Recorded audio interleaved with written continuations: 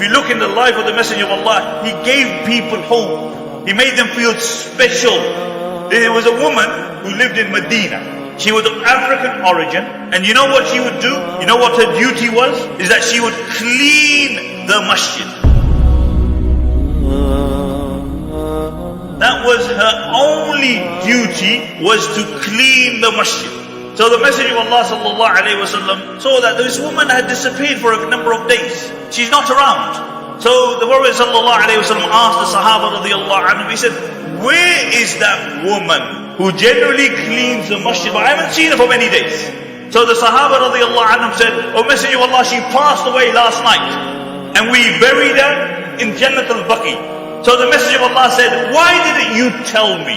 So they said, O Messenger of Allah, she passed away, we shrouded her, gave her a bath, and we buried her.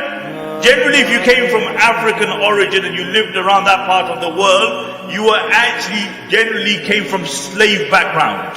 And the narration mentions it was as though they didn't regard her as that important.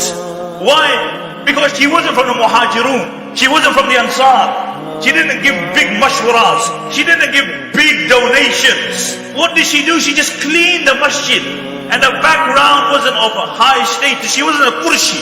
So often, wallahi, when I go to the haram, I always remember this story, and I stand in the haram, and I envisage this, how the Prophet ﷺ said, where is her grave? So he stood up from the masjid, and he walked toward Jannatul Baqi, and he stood on her grave, and he prayed the janazah salah on her grave.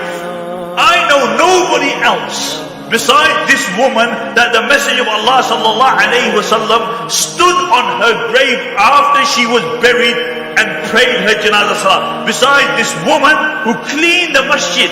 Why? Because the Messenger of Allah wanted to send you and I a message that this deen is a deen of hope.